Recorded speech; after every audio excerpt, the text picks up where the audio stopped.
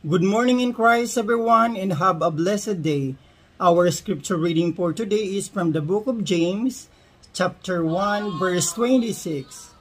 Those who consider themselves religious and yet do not keep a tight rein on their tongues deceive themselves, and their religion is worthless. Amen.